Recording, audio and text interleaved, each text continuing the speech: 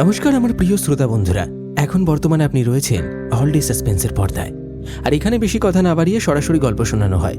তাই চলুন শুরু করা যাক আজকের নিবেদন। আজ আপনি শুনতে চলেছেন লেখক শুভঙ্কর নন্দী বিরচিত গ্রাম বাংলার ভূতের গল্প চিতলপুর গ্রামের আতঙ্ক। তবে গল্পে প্রবেশ করার আগে জানিয়ে রাখি, আমাদের গত এপিসোডে যারা যারা ধাঁধার সঠিক উত্তর দিয়েছিলেন তাদের নাম আজকের গল্পের শেষে ঘোষণা করা হবে। এবং আজ গল্পের মধ্যে থেকে আপনার জন্য থাকছে একটি প্রশ্ন। খুব মনোযোগ সহকারে গল্পটি শুনুন। গল্পের শেষে প্রশ্নের সঠিক উত্তর আপনার নামের সঙ্গে কমেন্ট বক্সে লিখে জানাতে ভুলবেন না। শুরু হচ্ছে লেখক শুভঙ্কর নন্দীর কলমে চিতলপুর গ্রামের আতঙ্ক।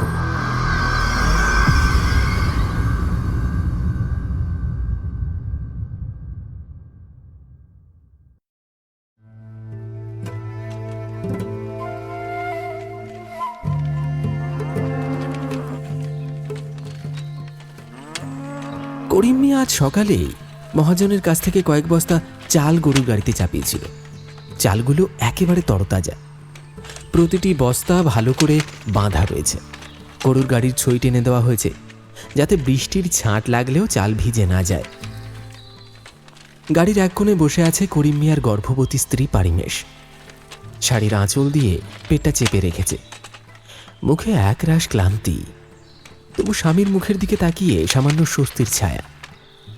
করিমের পরিকল্পনা ছিল কাজীপাড়া হয়ে আমতলী গ্রামে যাওয়া। আমতলীতে তার শ্বশুর বাড়ি। পারিমেশকে সেখানে নামিয়ে দিয়ে নিজের কাজ মিটিয়ে আবার ফিরে আসবে, কারণ কালই কাজীপাড়ার গ্রামে হাট বসবে। আর সেই হাটেই মহাজনের ভাড়া নেওয়া ভিটেতে চাল পৌঁছে দিতে হবে। মহাজন এমন মানুষ নন যে দেরি মানবেন, তাই যত কষ্টই হোক না কেন চালের বস্তা সময় মতো পৌঁছানো অত্যাবশ্যক জরুরি। কিন্তু ভাগ্যের ফের, দুপুর গড়িয়ে যখন তারা পথে নামল তখনই শোনা গেল কাজীপাড়া যাওয়ার আগেই নদীর ঘাটের পাড় ভেঙে গেছে। সরাসরি যাওয়ার রাস্তা বন্ধ, তাই বাধ্য হয়ে তাদের ঘুরপথে আসতে হয়েছে। সেই পথে গাড়ি নিয়ে আসতে আসতেই বিকেল পার হয়ে গেল। এখন সন্ধে নামার মুখ। আকাশে কালো মেঘের ভাঁজ জমেছে। দিগন্ত জুড়ে সাদা বকের ঝাঁক পাখা মেলে উড়ে বেড়াচ্ছে। গুমোট হাওয়ায় কেমন একটা অস্বস্তি, মনে হচ্ছে যে কোনো মুহূর্তে ঝড় বৃষ্টি নেমে আসবে। পারিমেশ আঁচল শক্ত করে জড়িয়ে স্বামীর দিকে তাকিয়ে বলল, এই ঝোড়ো আকাশে আর গরু টানছে কি করে জানি না।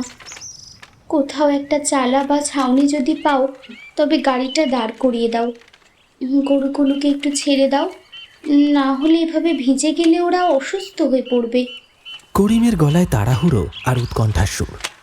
থামলে চলবে না গো পারি, চালগুলো মহাজনের কাছে পৌঁছে দিতে হবে।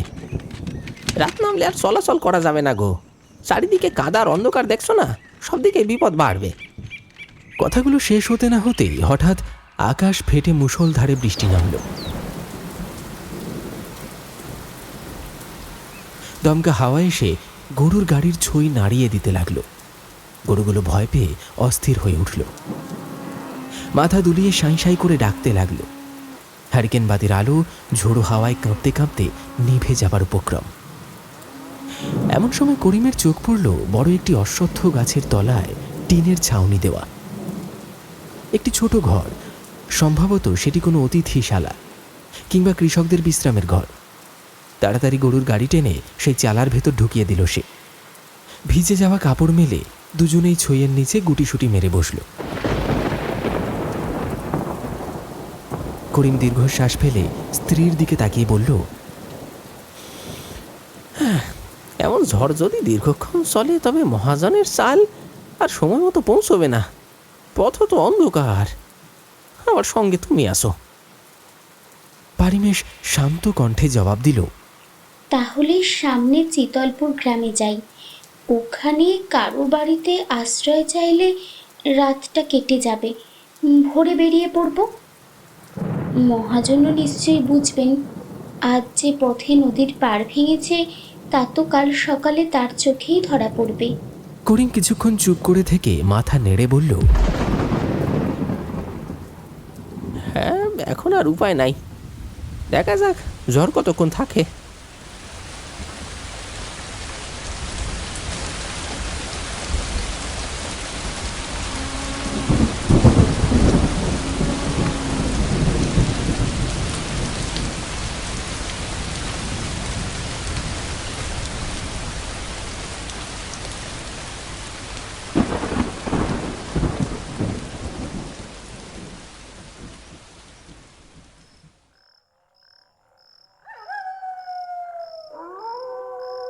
ঝড় বৃষ্টি থামতে বেশ দেরি হলো। চারপাশ জলমগ্ন। অবশেষে আকাশ শান্ত হলো। সন্ধ্যার আঁধার ঘনিয়ে এলো। ব্যাঙের ডাকে গ্রাম কেঁপে উঠল। ঝিঁঝি পোকার ডাক যেন নিঃশব্দ রাতের গান। হ্যারিকেন বাতির টিমটিমে আলোয় চারপাশের অচেনা ছায়া যেন আরো ভয়ঙ্কর হয়ে উঠল। করিম আবার গাড়ি টেনে এগোতে চেষ্টা করল, কিন্তু চাকা কাদায় এমনভাবে আটকে গেল যে গরুগুলো টানতে টানতে হাঁপিয়ে উঠল।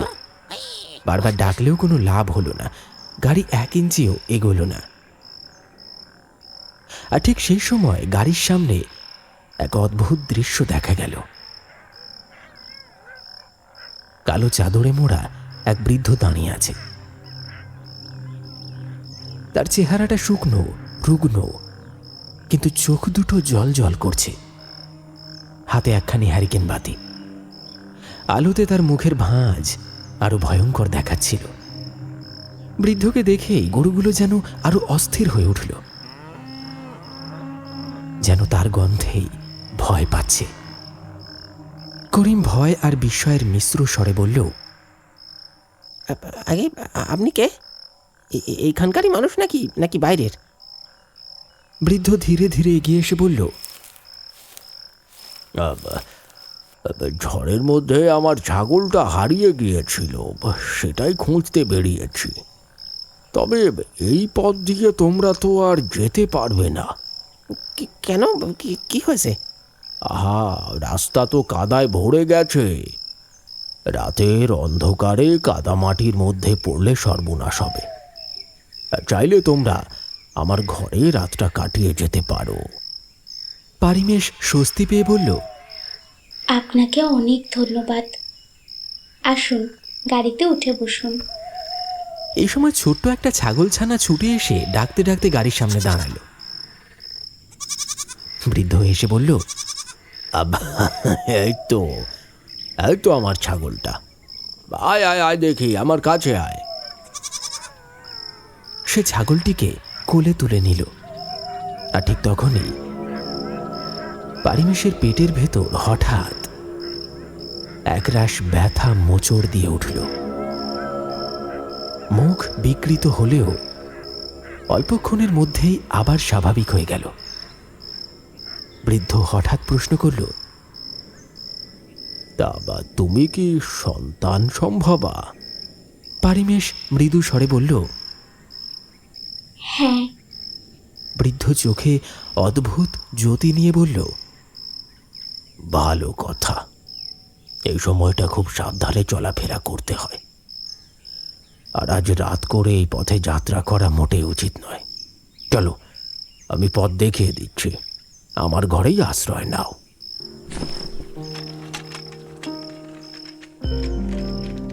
তারপর বৃদ্ধের হাতের হ্যারিকেন বাতির আলোয় তারা এগোতে লাগলো। চারিদিক জঙ্গলে ঘেরা কাঁচা রাস্তা।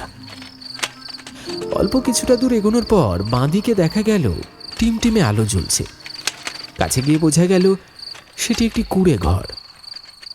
মাথায় টিনের ছাউনি, পাশে 2-1টা কলা গাছ। উঠোন ভেজে একেবারে স্যাঁতস্যাঁতে। করিম গরুর গাড়ি থেকে নেমে পারিমেশকে সাবধানে নামালো। তারপর গরুগুলোকে বেঁধে দিল ঘরের পাশে। ধীরে ধীরে তারা বৃদ্ধের সাথে সেই কুঁড়ে ঘরের ভেতরে প্রবেশ করল।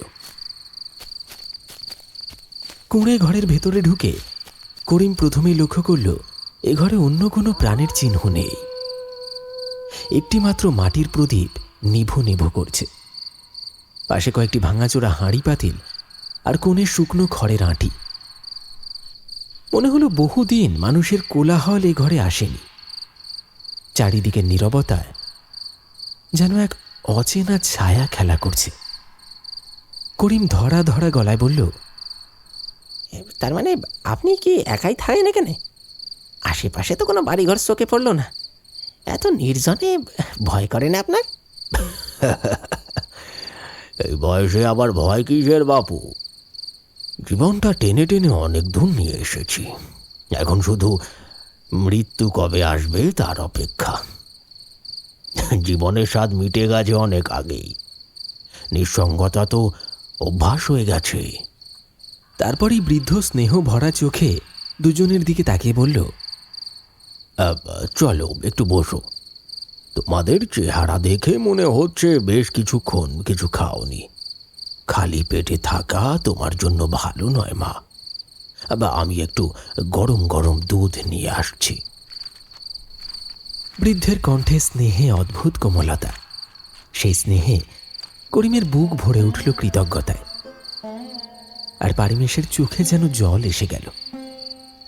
এমন দুর্যোগের মধ্যে এমন একটা মানুষ, যার ঘরে আশ্রয় মেলে, যার কথায় বাবার মতো স্নেহ, তাকে মনে হয় বারবার প্রণাম করা উচিত।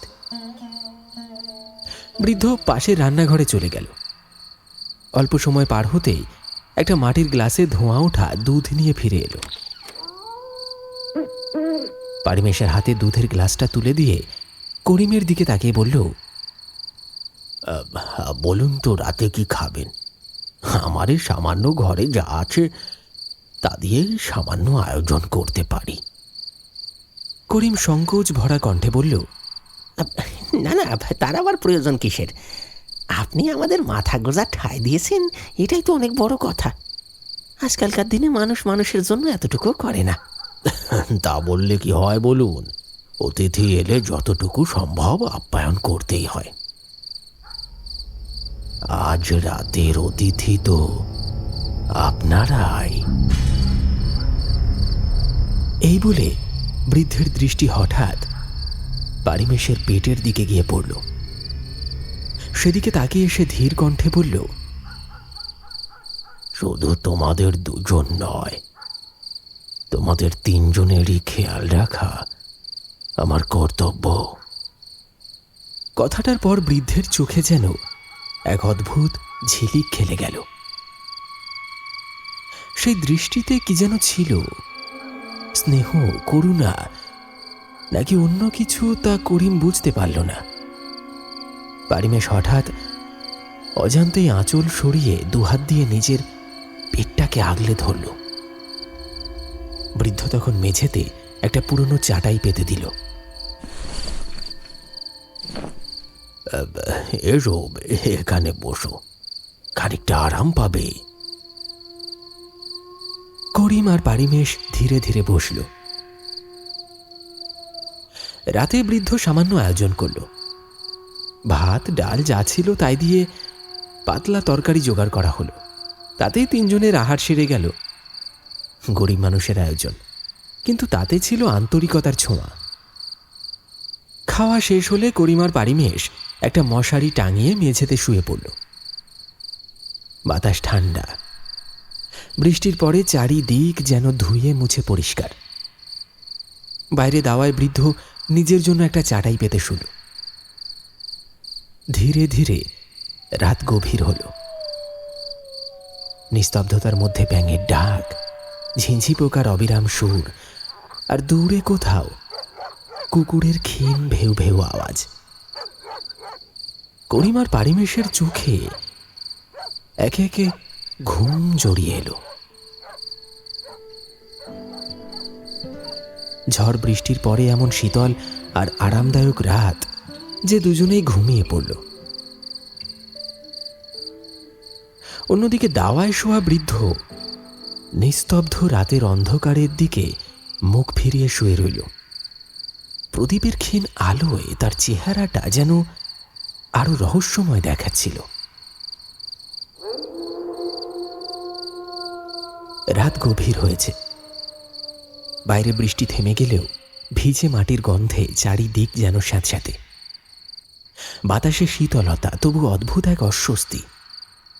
করিম আর পারিমেশ মশারির ভেতরে শান্তিতে ঘুমিয়ে পড়েছে, কিন্তু তাদের ঘুমের ভেতরে শরীর বারবার কেঁপে উঠছে ঠান্ডায়।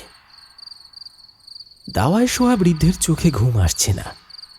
প্রদীপের ক্ষীণ আলোয় তার শীর্ণ মুখে যেন ছায়া নেমে এসেছে। একবার আকাশের দিকে তাকায়, একবার বাইরে বেঁধে রাখা গরুগুলোর দিকে। গরুগুলো অস্থির হয়ে হালকা ডাকছে, যেন কোনো অচেনা গন্ধে তারা অস্বস্তি বোধ করছে।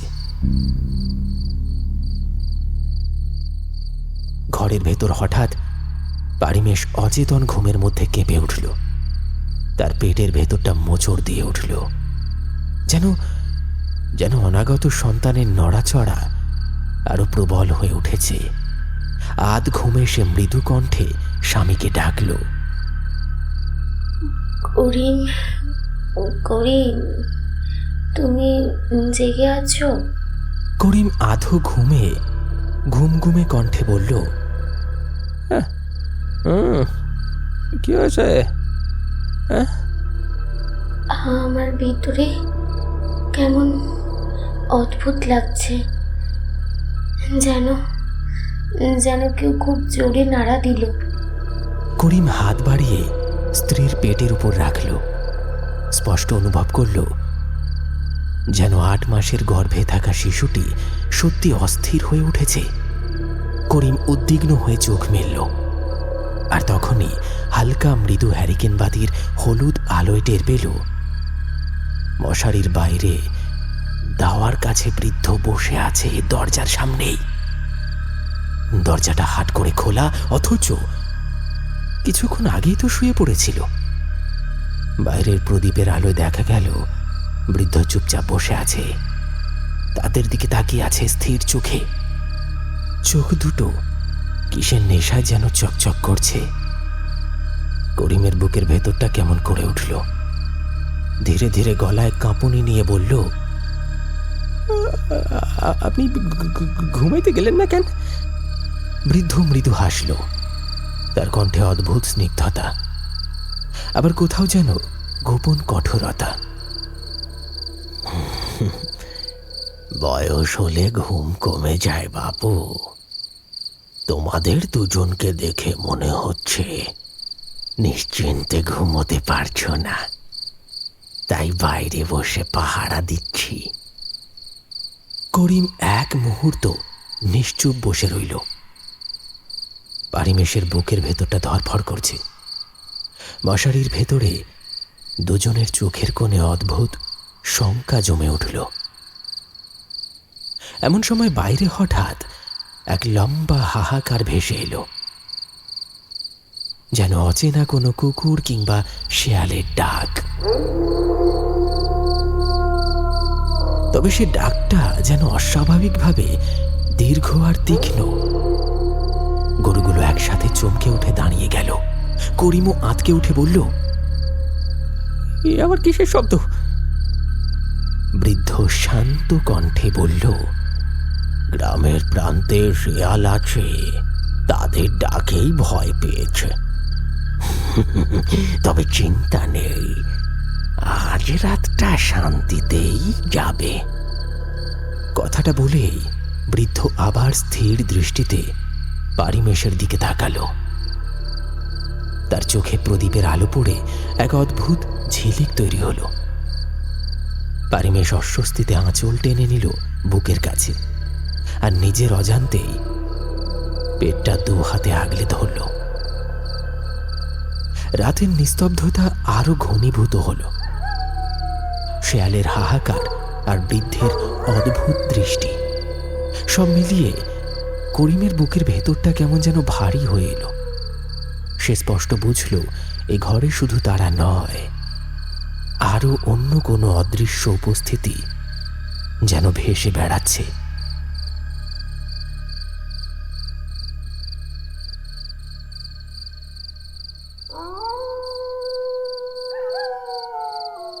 রাত অনেক দূর গড়িয়ে গিয়েছিল।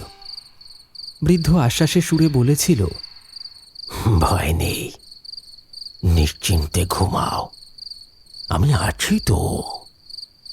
তারপর একসময় সে নিজেই প্রদীপ নিভিয়ে ধীর পদক্ষেপে বাইরে গিয়ে দাওয়ায় চাটাইয়ের উপর শুয়ে পড়ল। সে শান্ত কণ্ঠের ভরসায় এতক্ষণকার আতঙ্কের পরেও করিম আর পারিমেশের চোখে ধীরে ধীরে ঘুম নেমে এলো।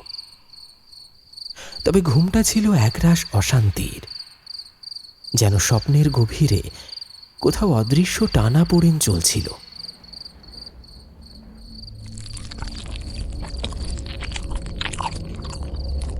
হঠাৎ একসময় করিমের কানে এলো কচর মচর শব্দ, অদ্ভুত ভয়াবহ মৃদু এক শব্দ, যেন কাঁচা কিছু ছিঁড়ে জীবনের শব্দ। তার ঘুম ভেঙে গেল। ঘামে ভিজে উঠে বসতেই দেখল ঘরের দরজা খানিকটা খোলা, আর বাইরে উঠোনের এক কোণ থেকে উজ্জ্বল লাল আভা ঠিকরে বেরোচ্ছে, যেন কোনো অগ্নিকুণ্ডে আগুন জ্বলছে। করিম তাড়াহুড়ো করে পারিমেশকে ডাকলো। পারিমেশ, ওরো শুনতে পাচ্ছ? কিন্তু পারিমেশ পারিমেশ অচেতন হয়ে শুয়ে রইল। তার ঠোঁট সামান্য খোলা, বুক ওঠানামা করছে, কিন্তু চোখ একেবারে বন্ধ। করিম হালকা ঠেলা দিলেও কোনো সাড়া নেই। পারিমেশ, শুনতে পাচ্ছ? হ্যাঁ পারিমেশ। আতঙ্কের পর মুহূর্তেই করিমের নজর গেল তার স্ত্রীর পেটের দিকে। সেই পেট যেখানে 8 মাসের সন্তান নড়াচড়া করছিল, এখন যেন একেবারে সমতল। ঠিক সাধারণ এক মহিলার মতো, কোনো গর্ভধারণের চিহ্নই নেই। করিমের বুকের ভেতরটা ধক করে উঠল, কানে বাজতে লাগলো নিজের হৃদস্পন্দন। সে এক মুহূর্ত চোখ ফেরাতে পারল না স্ত্রীর পেট থেকে। গলা শুকিয়ে কাঠ হয়ে গেল। কাঁপা হাতে দরজা ঠেলে বাইরে বেরোনো সে। উঠোনে পা রাখতেই চোখ আটকে গেল। 2টি গরু, যারা তার সম্বল, তার সংসারের ভরসা, মাটিতে ছিন্ন ভিন্ন হয়ে পড়ে আছে। পেট ফেটে নাড়ি ভুঁড়ি বেরিয়ে এসেছে, রক্তে রক্তে ভিজে গেছে চারপাশ। আর সেই রক্ত মাখা দেহের সামনে বসে আছে বৃদ্ধ। রক্তে ভিজে তার সাদা দাড়ি লাল হয়ে গেছে। 2 হাত ভরে ভয়ানক ক্ষুধার্ত ভঙ্গিতে নাড়ি ভুঁড়ি মুখে পড়ছে, মুখ দিয়ে গড়িয়ে পড়ছে রক্ত, আর চোখ দুটো অগ্নিশিখার মতো জ্বলছে। তার সামনে অগ্নিকুণ্ডের আগুন দাউ দাউ করে জ্বলছে। আগুনের তাপে নাচছে কালো ছায়া, আর সেই কুণ্ডের ঠিক পাশে রাখা আছে এক মৃত ভ্রূণ। রক্তে ভেজা ছোট্ট দেহটা নিথর হয়ে পড়ে আছে মাটিতে। করিমের চোখে জল গড়িয়ে পড়ল, বুক ফেটে কান্না আসছে, তবুও শব্দ বেরোলো না। শুধু মনে মনে বলল, আল্লাহ, এ কি সর্বনাশ, এ কি সর্বনাশ। বৃদ্ধ তখন অগ্নিকুণ্ডের সামনে বসে বিড় করে কি যেন বলছে। তার কণ্ঠ গম্ভীর আর অচেনার শব্দে ভরা। শরীর দুলছে, চোখ উল্টে গেছে, জিহ্বা বাইরে বেরিয়ে আছে। রক্ত দিয়ে কপালে টানছে তিলক। কখনো ভাঙা শঙ্খে রক্ত ঢালছে কুণ্ডে। চারিদিকের বাতাস ভারী হয়ে উঠেছে, যেন অদৃশ্য এক শক্তি ঘিরে ধরেছে সমস্ত কিছু। করিম ভয়ে পাথরের মতো দাঁড়িয়ে রইল, তবু মনে মনে বলল, দাদা, এখন ঘাবড়াইলে চলবে না। আমার বাঁচাইতে হবে, আমার স্ত্রীরে বাঁচাইতে হবে। ধীরে ধীরে পা টিপে সে ঘরে ফিরে গেল। পারিমেশ আগের মতোই নিস্তব্ধ শুয়ে আছে। তার বুক ওঠানামা করছে ঠিকই, কিন্তু মনে হচ্ছে কোনো কালো জাদুর প্রভাবে সে অচেতন। করিম তাকে ডাকতে ডাকতে বুঝল কণ্ঠস্বর পৌঁছচ্ছে না তার কানে। নিঃশব্দে ঘর থেকে বেরিয়ে এসে করিম চারিদিকে পথ খুঁজতে লাগলো। বৃদ্ধ তখনও মন্ত্রোচ্চারণে মগ্ন। কণ্ঠস্বর ক্রমে আরো গর্জন ধ্বনির মতো হতে লাগলো। কখনো নিজের হাত রক্তে ভিজিয়ে কুণ্ডে ছিটাচ্ছে, কখনো গরুর হাড় তুলে আগুনে নিক্ষেপ করছে। আগুন থেকে কটকট শব্দ হচ্ছে, চারদিকে ধোঁয়া ছড়িয়ে পড়ছে এক উৎকট পচা দুর্গন্ধ। করিমের চোখে হঠাৎ পড়ল বাড়ির পেছনের দিকে বাঁশ ঝাড়ের ধারে বেড়ার এক ফাঁকা ভাঙা অংশ। বাইরে যাওয়ার জন্য যথেষ্ট। বুকটা ধরফর করতে লাগলো। সে বুঝল এই বাড়ি থেকে পালাতে না পারলে মৃত্যু নিশ্চিত। নিজের মনের ভেতর কঠোর স্বরে বলল, আমারে লোকজন জোগাড় করে ফিরে আসতে হবে। হ্যাঁ, ফিরে আসতে হবে। সে একবার বৃদ্ধের দিকে তাকালো। বৃদ্ধ তখন অগ্নিকুণ্ডের সামনে রক্তমাখা মুখে অচেনা ভাষায় মন্ত্র জপ করছে। তার ছায়া আগুনের আলোয় দানবের মতো বড় হয়ে উঠেছে। করিম বুক চাপড়ে দীর্ঘশ্বাস ফেলল, তারপর নিঃশব্দে ভাঙা বেড়ার দিকে পা বাড়ালো। অন্ধকার রাত। মনে হচ্ছিল প্রতিটি পদক্ষেপ যেন মৃত্যুর সাথে এক নিঃশব্দ লড়াই করছে। বুক ধরফর করছে, কান বুজে আসছে আতঙ্কে। বাড়ির ভেতর থেকে এখনো ভেসে আসছে বৃদ্ধের গম্ভীর মন্ত্রোচ্চারণ। মন্ত্রের সাথে সাথে আগুনের ঝলকানি বেড়ে উঠছে। বাতাসে ঘন ধোঁয়া, গন্ধ যেন জ্বলা মাংসের। করিম একবারও পিছনে তাকানোর সাহস করল না। আবার বাড়ির ভেতরে এসে অন্ধকার উঠোন পেরিয়ে সে ঘরে ঢুকল। তারপর দেখল পারিমেশ মশারির ভেতর নিস্তব্ধ হয়ে শুয়ে আছে। মুখে কোনো রং নেই, ঠোঁট ফ্যাকাশে। কাঁপতে কাঁপতে করিম তার শরীরটা কোলে তুলে নিল। স্ত্রীকে কাঁধে করে নামলো ভেজা মাটির পথে। রাত তখন একেবারে নিস্তব্ধ। আকাশে মেঘ ভাঙা চাঁদের আলো সামান্য ফুটে উঠেছে। মাটির উপর দিয়ে হেঁটে যাওয়ার মানে যেন মৃত্যুর মাঠে পা বাড়ানো। প্রতিটি পদক্ষেপে গাঢ় শব্দ, চপচপ আওয়াজ কানে বাজছে। কিন্তু কয়েক পা যেতেই পেছন থেকে ভেসে এলো এক অমানবিক হাহাকার। কোথায় যাচ্ছিস রে? করিম আঁতকে উঠে পিছনে তাকালো। দেখল বৃদ্ধ তাদের ঠিক পিছনেই একটু দূরে দাঁড়িয়ে আছে। রক্তে ভেজা মুখ আর দাড়ি, সঙ্গে হাত দুটো রক্তে ভিজে আছে। তার চোখে অগ্নিশিখার মতো লাল আলো। বুকের উপর এখনো রক্ত গড়িয়ে পড়ছে। গম্ভীর কণ্ঠে হুঙ্কার দিয়ে সে চেঁচিয়ে উঠল, ওই মেয়েটা আমার, ওর গর্ভের শক্তি আমার যজ্ঞে চাই। পালাতে পারবি না, তুই পারবি না। বৃদ্ধের কণ্ঠে বজ্রধ্বনির মতো গর্জন চারিদিকে নিস্তব্ধতা ভেঙে চুরমার করে দিল। গরু দুটির মৃত অবস্থা পড়ে আছে উঠোনে, রক্তে ডোবা, আর আগুনের ঝলক সেই মৃতদেহের উপর লাল আলো ছড়াচ্ছে। করিমার এক মুহূর্ত দেরি করল না। পারিমেশকে কাঁধে তুলে নিয়ে ছুটে চলল কাদামাটির পথে। কিন্তু এই পথ সহজ নয়। হাঁটু পর্যন্ত কাদা, ভিজে মাটি আর পিচ্ছিল জমি। একবার হোঁচট খেয়ে পড়তে গিয়েছিল, কোনো রকমে সামনে নিল। স্ত্রীর মাথা আঁচলে ঢেকে বুকের সাথে জড়িয়ে ধরল, যেন তাকে কোনোভাবে ছেড়ে দেওয়া যায় না। আর পেছন থেকে শোনা গেল বৃদ্ধের পদধ্বনির শব্দ, ঝপ ঝপ করে। পায়ের শব্দ যেন কাদার ভেতর থেকে নয়, সরাসরি বুকের ভেতর থেকে আসছে। হঠাৎ দূরে বাঁশ ঝাড় থেকে উড়ে উঠল ডানা মেলা বাঁদুরের ঝাঁক। তাদের ভয়ঙ্কর শব্দ আকাশ কাঁপিয়ে দিল। চারপাশে ব্যাঙের ডাক থেমে গেল। কেবল মন্ত্রোচ্চারণের ভাঙা ভাঙা শব্দ ভেসে আসছে।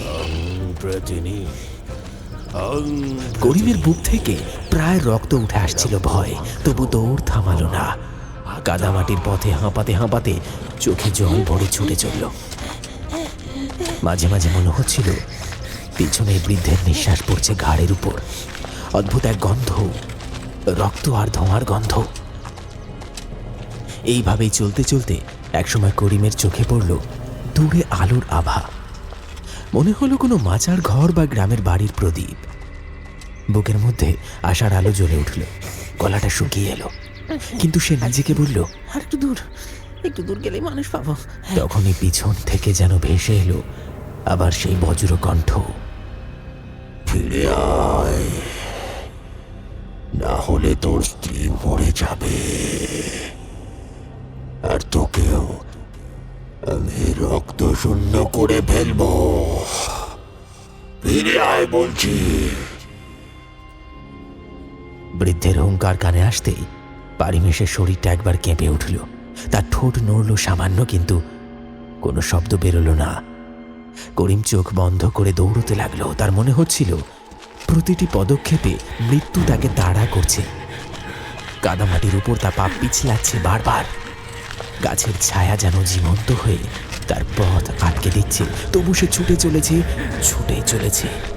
বুকের ভেতর প্রার্থনা, আল্লাহ আমার শক্তি দাও, মানুষ পড়ছে। পেছনে তখনও শোনা যাচ্ছে বৃদ্ধের সেই ভয়াবহ মন্ত্রোচ্চারণ, আর সঙ্গে সেই দানবীয় হাসি।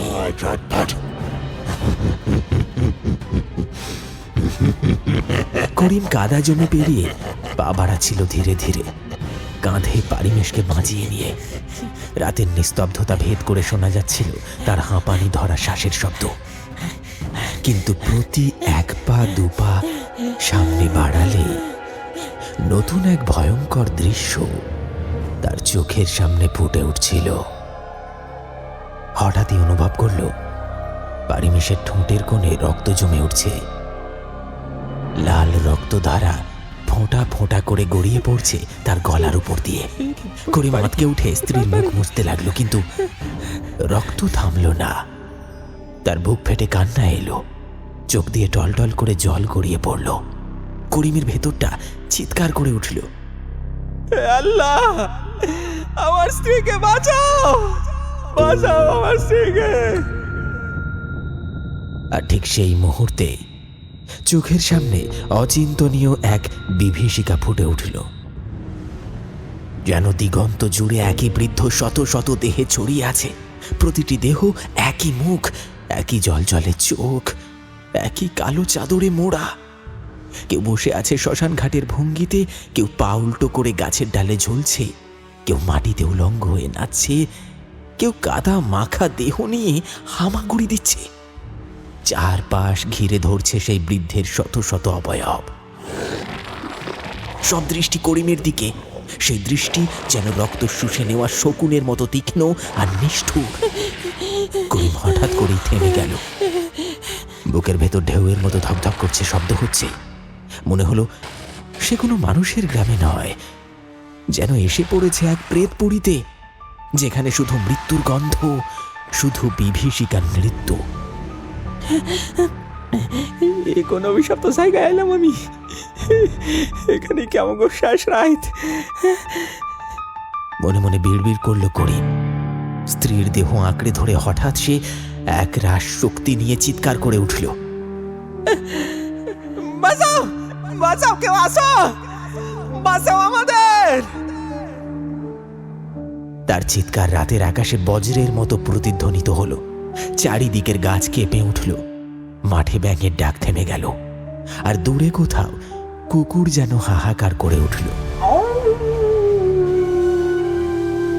কিন্তু সেই চিৎকারের পরেই শরীরের সমস্ত শক্তি যেন নিঃশেষ হয়ে গেল। হাঁটু বেঁকে গেল, চোখে জল ভরে এলো। করিম মাটিতে লুটিয়ে পড়ল। স্ত্রীর দেহ বুকে চেপে ধরে হাহাকার করতে লাগলো। পেছন থেকে ধীরে ধীরে এগিয়ে আসছিল বৃদ্ধের সেই বহুরূপী দেহ সমূহ। কেউ গাছ থেকে নেমে আসছে, কেউ কাদা চিরে এগিয়ে আসছে, কেউ দাঁত খিচিয়ে হাহাকার করছে, যেন মৃত্যুর বাহিনী এগিয়ে আসছে তার দিকে।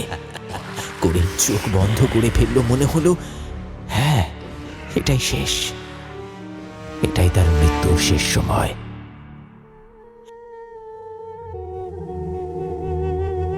কিন্তু সেই নিস্তব্ধ মৃত্যু ক্লান্তের মধ্যে হঠাৎ ভেসে এলো মানুষের কণ্ঠস্বর। বহু দূর থেকে কয়েকজন চেঁচিয়ে বলছে, কে আছে এদিকে? কেউ আছে? এদিকে আসো, দয়া করে আমাদের বাঁচান, আমরা মরছি। করিম বুক ফেটে আবার চিৎকার করে উঠল। তার কণ্ঠ কাঁপছিল, চোখে জল, গলায় রক্ত মিশে এসেছে আতঙ্কে। চিৎকার করতে করতে একসময় চোখের সামনে ঘন অন্ধকার নেমে এলো। শরীর নিস্তেজ, হাত পা অবশ। তবে ঠিক অচেতন হওয়ার আগেই করিম দেখল দূরে কুয়াশার মতো আলোর ভেতর দিয়ে যেন কয়েকটি আলোক বিন্দু জ্বলছে, যেন হ্যারিকেনের আলো।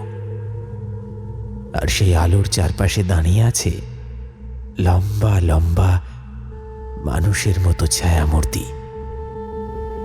মুখে অস্পষ্ট ছায়া, শরীর হেলছে দুলছে আর ধীরে ধীরে তার দিকে এগিয়ে আসছে।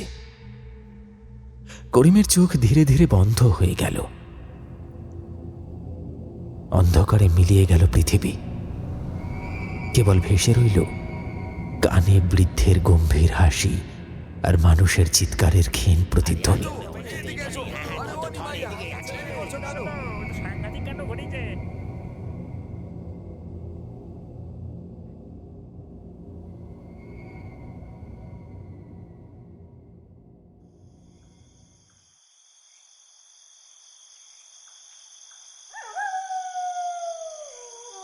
করিমের চোখ ধীরে ধীরে খুলল। চারপাশটা ঝাপসা, মাথা ভারী। মনে হচ্ছিল শরীরের রক্ত যেন শুকিয়ে গেছে। খানিক পরে ধীরে ধীরে স্পষ্ট হল সে শুয়ে আছে একটা খাটিয়ার উপর। পাশে তেলের প্রদীপের আলো দপদপ করছে। কাঁচা মাটির দেওয়াল, বাঁশের কঞ্চি দিয়ে বাঁধানো চালা ঘর। চারপাশে কয়েকজন মানুষ নীরবে দাঁড়িয়ে আছে। বিস্ময় আর কৌতূহলের দৃষ্টিতে তার দিকে তাকিয়ে আছে সকলে। করিম গলা শুকনো স্বরে জিজ্ঞাসা করল, আপনারা, আমি কই আইছি, আমি কই আইছি? একজন ভদ্রলোক এগিয়ে এসে মৃদু স্বরে বললেন, এটা আমাদেরই ঘর, আপনাকে আমরা উদ্ধার করেছি। ভূপথটা অভিশপ্ত, ওখানে মানুষের যাতায়াত বহু আগেই বন্ধ হয়েছে। করিম কাঁপতে কাঁপতে প্রশ্ন করল, আমার স্ত্রী পারিমেশ কই? আরে চিন্তা করবেন না, তিনি সুস্থ আছেন। আমাদের বাড়ির মহিলারা তাকে দেখাশোনা করছে। করিমের চোখে হঠাৎ আলো ফুটল। তাড়াহুড়ো করে জিজ্ঞাসা করল, তার কি জ্ঞান ফিরছে? হ্যাঁ, ফিরেছে। তবে তিনি ভীষণভাবে কান্নাকাটি করছেন, বারবার বলছেন তিনি গর্ভবতী ছিলেন, তার পেটে সন্তান ছিল, তবে সেই সন্তান আর নেই। আপনারা যে জায়গায় গিয়েছিলেন, যেখান থেকে আপনাদের টেনে নিয়ে এসেছি, সেই জায়গাটা মোটেই ভালো নয়। করিম দীর্ঘশ্বাস ফেলল। চোখ বুজে মাটির দিকে তাকিয়ে রইল। তার বুকের ভেতরটা যেন কেউ মুঠি দিয়ে চেপে ধরেছে। আস্তে আস্তে বলল, জায়গাটা যে ভালো নয় তা আজ প্রথমবার খুব ভালো করে বুঝতে পারছি। অথচ আমার স্ত্রীর জন্মভূমি আমতলি, ওই পথে যাইতে এর আগেও বহুবার ওই পথে গেছি, কখনো এমন ভয়াবহতার মুখে মুখে ওই নাই। এইটুকু বলে করিম সমস্ত ঘটনার পুঙ্খানুপুঙ্খ বিবরণ দিল। কেমন করে ঝড় বৃষ্টির রাতে তারা আশ্রয় নিয়েছিল, বৃদ্ধ তাদের অতিথি করে ঘরে তুলেছিল, আর কেমন করে রাতের গভীরে ভয়ঙ্কর সেই তন্ত্রকর্ম দেখেছিল, আর শেষমেশ কিভাবে সে অন্ধকারে স্ত্রীকে বাঁচাতে ছুটে গিয়েছিল, আর নিজের সন্তানের মৃত্যু কিভাবে নিজের চোখে দেখেছিল। সবকিছু উজাড় করে বলল। ঘরের ভেতর নিস্তব্ধতা নেমে এলো। সবাই স্তম্ভিত হয়ে তার দিকে তাকিয়ে রইল। কেবল সেই ভদ্রলোক ধীর গলায় গলাটা খাঁকারি দিয়ে পরিষ্কার করে বলতে শুরু করলেন,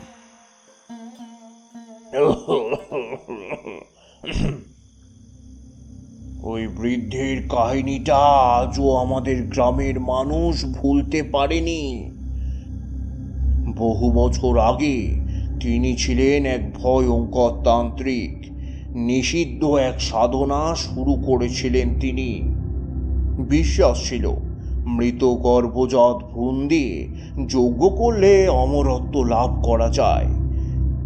তিনি দিনের পর দিন শ্মশান ঘাটে ঘুরছেন, রাত্রে দুস্থ অন্তঃসত্ত্বাদের ফুঁসলিয়েছেন, অমানবিক সাধনার পথ ধরেছিলেন তিনি। একবার এক মহাযজ্ঞে তিনি 9টি ভ্রূণ একত্র করতে চেয়েছিলেন। তার উদ্দেশ্য ছিল নবমুণ্ডী ক্রিয়া সম্পন্ন করে নিজের শরীরে অমর শক্তি স্থাপন করা। কিন্তু তন্ত্রে গলদ হলে সাধক সর্বনাশ হয়। সেদিনও তেমনই হলো। যজ্ঞের আগুনে হঠাৎ বিস্ফোরণ ঘটল। তিনি দাও দাও করে চলে গেলেন। অগ্নিকুণ্ডে মৃত্যু হলো তার। তবে মৃত্যুতে তার সাধনা শেষ হয়নি। সেই বিকৃত ইচ্ছা, সে অতৃপ্ত লালসা তার আত্মাকে বেঁধে রেখেছে সেই ভগ্ন বাড়ির সঙ্গে। মৃত্যুর পর থেকে সে আত্মা আর শান্তি পায়নি। মানুষ বলে প্রতি রাতে সে অগ্নিকুণ্ডের পাশে অপেক্ষা করে থাকে কোনো গর্ভবতী নারীর আগমনের জন্য। কারণ তার বিশ্বাস এই রক্ত মাংসের ভ্রূণই তাকে অমরত্ব দেবে। লোকটির কণ্ঠ কাঁপছিল, শ্বাস ভারী হয়ে উঠছিল। চারপাশে উপস্থিত মানুষগুলো নিঃশব্দে শুনছিল। তিনি আবার বললেন, আপনারা তারই ফাঁদে পা দিয়েছিলেন। যাকে আপনি দেখেছিলেন সে মানুষ নয়, সে সেই বৃদ্ধ তান্ত্রিকের অতৃপ্ত আত্মা। ভাগ্য আপনার ভালো ছিল, আমরা সেদিন রাতে একটা বিয়ে থেকে ফিরছিলাম। আপনার চিৎকার না শুনলে হয়তো আপনাদের আর খুঁজে পেতাম না। কথাগুলো শুনে করিমের শরীর কেঁপে উঠল, গায়ে কাঁটা দিয়ে উঠল। মনে হলো সমস্ত শরীর হিম হয়ে গেছে। হঠাৎ তার চোখে ভেসে উঠল পারিমেশের মুখ। কান্নায় ভেজা, বুক চাপড়ে হাহাকার করছে। তার পেট শূন্য। সেই ভ্রূণ, যে সন্তানকে তারা দিনের পর দিন বুক ভরা আশায় আগলে রেখেছিল, আজ আর নেই। করিম মাথা নিচু করে ফেলল। বুক ফেটে কান্না বেরিয়ে এলো। গলা ভেঙে যেন আঁচড়ে উঠল হাহাকার। আমার সন্তান, আমার আস্তে আস্তে বেড়ে ওঠা প্রাণ, কি অপরাধে তুমি এইভাবে কেড়ে নিলে? তার কান্নার শব্দ ঘর ভেদ করে বাইরে ছড়িয়ে গেল। বাইরে দূরের গাছের ফাঁকে ঝিঁঝি পোকার ডাক মিলিয়ে গেল। করিম বুঝল এই রাত শুধু ভয় নয়, এক অসীম দুঃখের রাত হয়ে রইল তার জীবনে। ভয়ঙ্কর এক তান্ত্রিকের অভিশপ্ত আত্মা তার জীবন থেকে চিরতরে কেড়ে নিয়েছে সবচেয়ে প্রিয় ধন। তার বুকের হাহাকার যেন আকাশভেদী। ভয় আর বেদনার এই মিশ্র স্মৃতি কোনোদিনও মুছবে না।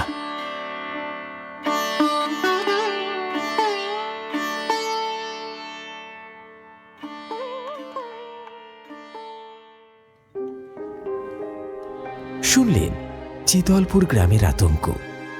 আমাদের আজকের নিবেদনের এই গল্পটি আপনার কেমন লাগলো অবশ্যই কমেন্টে লিখে জানাতে ভুলবেন না। যেমনটা গল্পের শুরুতে বলেছিলাম, আজও গল্পের মধ্যে থেকে থাকছে আপনার জন্য একটি বিশেষ প্রশ্ন। যদি আপনি মনোযোগ সহকারে গল্পটি শুনে থাকেন তাহলে বলুন তো, এই গল্পে করিমের স্ত্রী কত মাসের অন্তঃসত্ত্বা ছিলেন? প্রশ্নের সঠিক উত্তর আপনার নামের সঙ্গে কমেন্ট বক্সে লিখে জানাতে ভুলবেন না। আপনাদের মধ্যে থেকে যারা সঠিক উত্তর দেবে তাদের কয়েকটি বাছাই করা নাম আগামী গল্পে ঘোষণা করা হবে। তাহলে চলুন ঝটপট একবার দেখে নিই আমাদের গত এপিসোডের ধাঁধাটি কি ছিল এবং সঠিক উত্তর কারা দিয়েছিলেন। আমাদের গত এপিসোডে গল্পের যে শিরোনামটি ছিল তার ভেতরেই লুকিয়েছিল একটি বিশেষ নাম, যেখান থেকে মাত্র 2টি অক্ষর আলাদা করে বের করে নিলেই এমন একজন মানুষের নাম বেরিয়ে আসবে যিনি বর্তমান বাংলা অডিও স্টোরি জগতের এক বিরাট দিকপাল। এবং আমাদের গত এপিসোডের শিরোনামটি ছিল গ্রামে সপ্তমীর রাতে আতঙ্ক, এবং এইখান থেকে দুটি অক্ষর আলাদা করলে যে নামটি বেরিয়ে আসে সেটি হচ্ছে মীর। যারা সঠিক উত্তর লিখে কমেন্ট করেছেন তাদের নাম হল সৌমেন দে, সুজিত ভট্টাচার্য, সদানন্দ বেরা, পার্থিব সামন্ত, শঙ্কর মণ্ডল, সুমনা নাথ, রাধারানী, হেমন্ত মণ্ডল, সার্থক মণ্ডল, পায়েল মোদক, বিশ্বজিৎ, অভিজিৎ নাথ, তাপস দাওয়ান এবং ব্রততী বোস। আপনাদের প্রত্যেকে অনেক অনেক ধন্যবাদ জানাই আমাদের সঙ্গে জুড়ে থাকার জন্য। এইরকমই হাড় হিম করা গ্রাম বাংলার ভূতের গল্প বারবার শুনতে অবশ্যই চ্যানেলটি সাবস্ক্রাইব করতে ভুলবেন না। আজকের মতো বিদায় নিচ্ছি, দেখা হচ্ছে খুব শীঘ্রই আবার একটি নতুন এপিসোডের মধ্যে দিয়ে আগামী পর্বে। ততক্ষণের জন্য সবাই সঙ্গে থাকুন এবং গল্পটি যদি ভালো লেগে থাকে তাহলে অবশ্যই লাইক, কমেন্ট আর শেয়ার করুন। ধন্যবাদ।